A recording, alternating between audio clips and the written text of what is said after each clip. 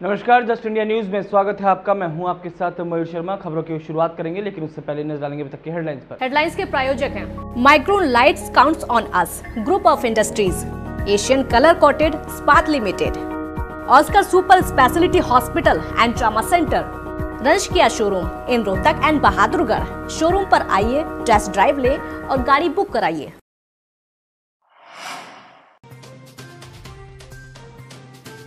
देश में 74,000 के पार पहुंचा कोरोना पीड़ितों का आंकड़ा। 2400 से ज्यादा लोगों की हुई मौत। पूरा हरियाणा भी कोरोना की चपेट में। एक दिन में आए 50 नए मामले।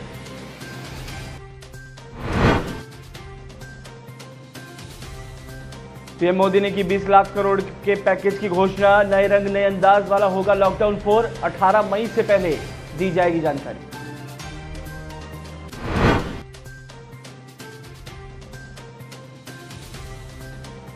पीएम मोदी के आर्थिक पैकेज पर कांग्रेस का वार। सुरजेवाला बोले, पीएम ने हेडलाइन तो दे दी, लेकिन देश को मदद की हेल्पलाइन का इंतजार।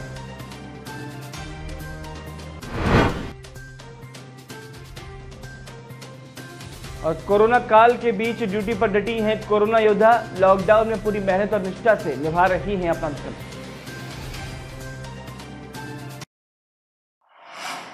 देश भर में कोरोना वायरस से संक्रमित मरीजों की संख्या में लगातार बढ़ोतरी हो रही है। केंद्रीय स्वास्थ्य और परिवार कल्याण मंत्रालय की ओर से जारी आंकड़ों के मुताबिक देश भर में कोरोना पॉजिटिव मामलों की कुल संख्या 74,000 के पार पहुंच गई है और 2400 से ज्यादा लोगों की मौत हो चुकी है। तो वहीं अब पूरा हरियाणा कोरोना की भी चपेट में आ चुका है और एक भी जिला ऐसा नहीं है जहां कोरोना का एक्टिव मरीज नहीं है। एक दिन पहले ही कोरोना मुक्त हुए अंबाला में फिर नया केस आने से सभी जिलों में 1 से लेकर 107 तक ऐसे मामले हो गए हैं जिनका इलाज चल रहा है। राज्य में पिछले 24 घंटे में एक साथ 10 जिलों में 50 पॉजिटिव केस मिले हैं। सबसे ज़्यादा गुरुग्राम में 16, फरीदाबाद में 15, सोनीपत में 11, हिसार में 2 और पंचकुला, अंबाला, जींद, करनाल, रोहतक और रेवाड़ी में एक एक केस सामने आया है। अब राज्य में कोरोना संक्रमितों की कुल संख्या 788 पर पहुंच गई है, जबकि ठीक होने वालों का आंकड़ा 356 हुआ है। एक दिन में फरीदाबाद में 2 और गुरुग्राम में 3 मरीज ठीक हुए हैं। प्रधानमंत्री नरेंद्र मोदी ने देश को संबोधित किया। उनका संबोधन इस बार देश के आर्थिक विकास पर टिका रहा। पीएम मोदी ने बताया कि कैसे इस वक्त देश को इस संकट से कैसे उबारा जा सकता है। उन्होंने 20 लाख करोड़ के पैकेज की घोषणा की है। साथ ही पीएम मोदी ने देश को उनकी जिम्मेदारियों से भी अवगत कराया। प्रधानमंत्री नरेंद्र मोदी ने राष्ट्र के नाम संदेश के दौरान देश में चौथे चरण के लॉकडाउन की घोषणा की। उन्होंने कहा कि चौथे चरण का रूप अलग होगा और उनके नियम भी नए होंगे। उन्होंने कहा कि 18 मई से पहले देश को नए नियमों की जानकारी दी जाएगी। प्रधानमंत्री ने कहा कि लॉकडाउन का चौथा चरण लॉकडाउन 4 पूरी तरह नए रंग रूप वाला होगा और नए नियमों वाला होगा। राज्यों से हमें जो सुझाव मिल रहे हैं उनके आधार पर लॉकडाउन 4 से जुड़ी जानकारी भी आपको 18 मई से पहले दे दी जाएगी। पीएम मोदी ने कहा कि भारतवासी को अपने लोकल के लिए वोकल बनना होगा। हमें न सिर्फ लोकल प्रोडक्ट्स खरीदने हैं बल्कि उनका गर्व से प्रचार भी करना है। तो वहीं प्रधानमंत्री नरेंद्र मोदी की ओर से मंगलवार की गई 20 लाख करोड़ रुपए की आर्थिक पैकेज की घोषणा के बाद विपक्ष ने मोदी सरकार को घेरने की कोशिश की। कांग्रेस की तरफ से कहा गया कि प्रवासी श्रमिकों को लेकर प्रधानमंत्री में संवेदनशीलता की कमी है और उनकी तकलीफों को दूर करने में नाकामी से देश निराश हुआ है। पार्टी के मुख्य प्रवक्ता रणदीप सुरजेवाला ने यह भी कहा कि प्रधानमंत्री ने जो कहा है वो देश और मीडिया को भले ही सुर्खियां देता है, लेकिन ये घोषणा कोरे पन्ने की तरह है और जब ब्यौरा सामने आएगा तो देश और कांग्रेस प्रतिक्रिया देंगे। सुरजेवाला ने ट्वीट के जरिए कहा कि मोदी जी अपने संबोधन से मीडिया को खबर बनाने को हेडलाइन तो दे दी है, पर देश को मदद की हेल्पलाइन का इंतजार है। वायदे से हकीकत तक का सफर पूरा होने का इंतजार रहेगा। उन्होंने कहा कि घर वापसी करते लाखों प्रवासी मजदूर भाइयों को राहत, घाव पर मरहम, आर्थिक सहायता और सुरक्षित घर लौटने की मदद की पहली जरूरत है और सबको उम्मीद थी कि आप इसकी घोषणा करेंगे। देश राष्ट्र निर्माता मजदूरों श्रमिकों के प्रति आपकी निठुरता और असंवेदनशीलता से निराश है।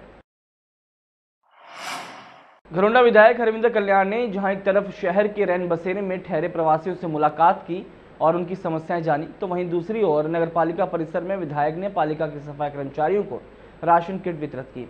विधायक ने कहा कि सरकार ने प्रवासियों को उनके गृह क्षेत्र भेजने के लिए एक व्यवस्था बनाई है और इसी व्यवस्था के तहत महाराष्ट्र के 7 प्रवासियों की टिकट कंफर्म हो चुकी है। दूसरे प्रवासियों की घर वापसी के लिए भी काम किया जा रहा है। साथ ही समाज सेवियों के सहयोग से जरूरतमंदों तक राशन वितरण का काम किया जा रहा है। राशन वितरण की इस व्यवस्था के तहत लगभग 2700 जरूरतमंद परिवारों तक राशन किट पहुंचाई जा चुकी है और किसी भी परिवार को भूखा नहीं रहने दिया जाएगा और आगे भी ये काम चलता रहेगा। देखिए, कोरोना लॉकडाउन की वजह से बहुत से हमारे प्रवासी बंधु जो हर जगह पे कोई ना कोई इस तरह से अटके हुए हैं। सरकार ने एक व्यवस्था की है सबको अपने अपने स्थानों पर सुरक्षित पहुंचाने के लिए। हमारे गरोंडा के अंदर भी ऐसे पिछले दिनों में जो प्रवासी बंधु आए थे उनमें 16 लोग श्रीनगर से हैं, जम्मू कश्मीर से हैं और इसके अलावा 3 लोग उत्तराखंड से हैं, 7 लोग महाराष्ट्र से हैं। देश को कोरोना से बचाने के लिए हमारी महिला पुलिसकर्मी कैसे अहम भूमिका निभा रही हैं, आइए आपको दिखाते हैं। मेरा होम डिस्ट्रिक्ट जींद है, लेकिन काफ़ी दिनों से मैं रोहतक में ही रह रही हूँ और कभी ड्यूटी लगती है तो अपनी ड्यूटी पर हाजिर हो जाते हैं, वरना महिला थाने में ही रुके हुए हैं काफ़ी दिनों से। अब पहले आपके ऑफिशियल ड्यूटी थी लेकिन आप फील्ड में हैं तो कैसे महसूस कर रही हैं? नहीं, फील्ड ऐसा कुछ नहीं है, ऑफिशियल किसी की बंदी ड्यूटी नहीं होती। जहाँ भी ड्यूटी लगानी होती है, जहाँ भी आदेश होते हैं वहीं पर ड्यूटी करनी पड़ती है। देखो, हमारे को इतना तो नहीं, लेकिन सभी को दिक्कत हो रही है इससे, सभी काम रुके हुए हैं, हमें भी परेशानी है थोड़ी, लेकिन अपनी ड्यूटी को निभाते हुए हम चल रहे हैं। वो अलग तो पुलिस के सामने हर समय नई चुनौतियाँ आती रहती हैं, ड्यूटी तो करनी पड़ती है पुलिस को, ये तो है नहीं 420 आवर्स ऑन ड्यूटी रहते हैं। सोशल डिस्टेंस कैसे मेंटेन करवाती हैं जो पब्लिक नहीं मानती? पब्लिक नहीं मानती, मानना पड़ेगा पब्लिक को, थोड़ा आराम से बोल के करवाते हैं। भाई देखो, ये वायरस है, ये बीमारी है, इससे हमें लड़ना है, तो थोड़ा डिस्टेंस तो रखना पड़ेगा, ये तो पब्लिक को भी समझना पड़ेगा। जहां पर भी कोरोना का कोई मरीज मिलता है, सबसे पहले स्वास्थ्य कर्मियों के साथ आशा वर्कर्स वहां पहुंचती हैं ताकि वहां के आस पड़ोस के लोगों को सुरक्षित किया जा सके, उनकी स्क्रीनिंग की जा सके। लेकिन ग्राउंड लेवल पर कोरोना काल में जहां आशा वर्कर्स काम कर रही हैं तो वहीं उन्हें कई परेशानियों का सामना भी करना पड़ रहा है, जिसको लेकर काम करने के साथ साथ आशा वर्कर्स ने सरकार के खिलाफ विरोध भी जताया।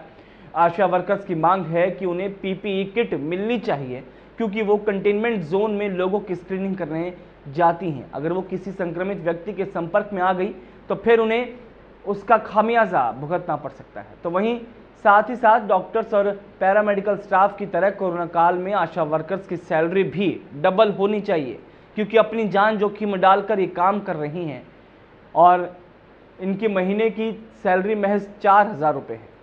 वहीं जब आशा वर्कर्स किसी कंटेनमेंट जोन में आशा वर्कर्स किसी का मेडिकल चेकअप करने जाती हैं तो लोग इनके साथ झगड़ते हैं, लड़ते हैं, तो इनकी सुरक्षा का भी प्रशासन और सरकार को ध्यान रखने की ज़रूरत है। सर, हम ये ब्लैक बिल लेस करके लगाए हैं। सरकार जैसे स्टाफ नर्स को, डॉक्टर को सुरक्षा किट दे रही है, आशा वर्कर को भी सुरक्षा किट दी जाए।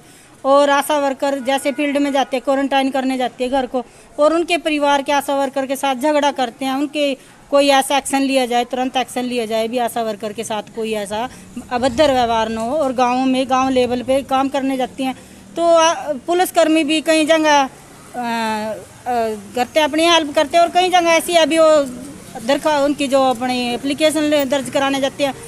मेरे संज्ञान में N95 मास्क की इनकी रिक्वायरमेंट आई थी, वो हमने उनको अवेलेबल भी करा दिया। सबको मास्क अवेलेबल हैं। अगर कोई पर्टिकुलर डायरेक्ट कांटेक्ट में आती है कोई आशा वर्कर, ANM वर्कर या कोई भी पैरामेडिक स्टाफ हो, हेल्थ कर्मी हो, तो उनको किट्स की रिक्वायरमेंट बिल्कुल है।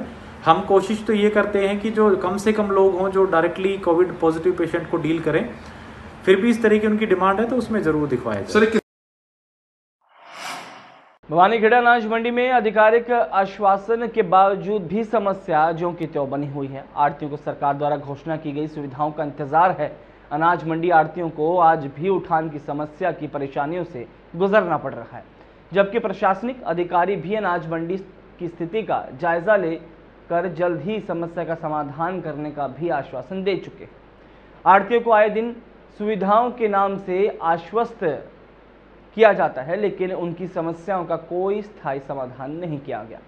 अनाज मंडी के प्रधान विकास मेहता का कहना है कि मंडी में इस समय उठान की बहुत भारी समस्या बनी हुई है, जिसका अधिकारियों के आश्वासन के बावजूद भी कोई समाधान नहीं हुआ है। समस्या मंडी में सबसे ज़्यादा उठान की समस्या है।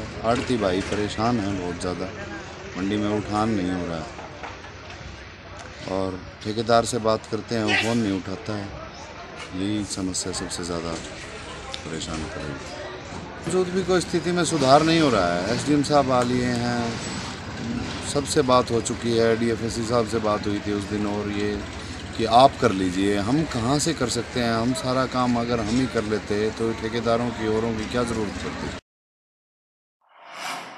इंद्री में एक बार फिर से तेज रफ्तार का कहर देखने को मिला है।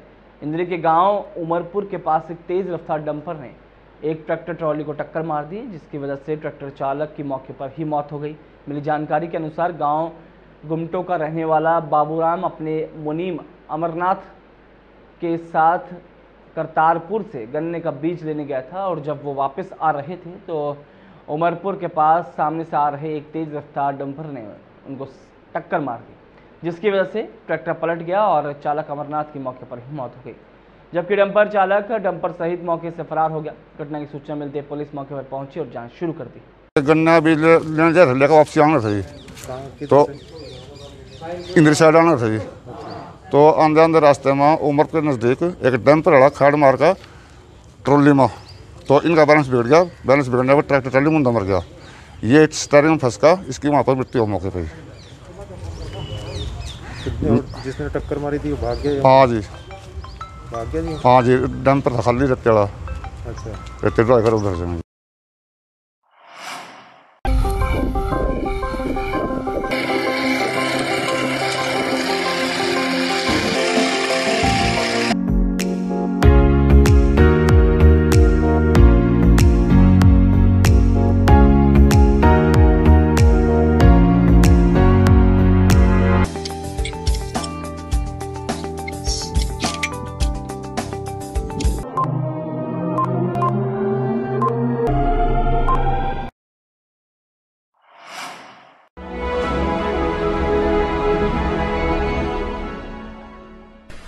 चाचा, आपने नया घर बनवाया है तो घर की छत पर कौन सी शीट लगवाई है? बेटा, मैंने अपने घर की छत पर एशियन शीट लगवाई है, क्योंकि वो कभी न मिटने वाले ओरिजिनल निशान की चादरें हैं। साथ में ISI का चिन्ह, 5 साल की वारंटी के साथ साथ पैसों का सही मूल्य देने वाली वही इकलौती शीट्स है। क्योंकि नाम नहीं, पहचान जरूरी है।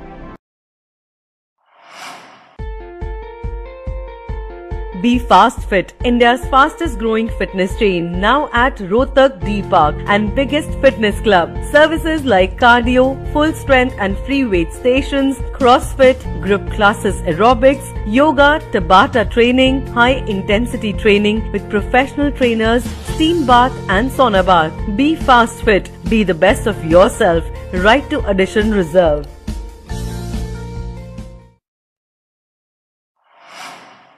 Welcome to John Wesley Convent, a prestigious, renowned and remarkable school of Rohtak. Excellent learning environment, standardized infrastructure and experienced faculty, well-formed robotics lab, well-equipped science labs, world-class computer lab, well-stocked library, digital smart classrooms, excellent sports facilities, best transport service. John Wesley Convent, a school where your search comes.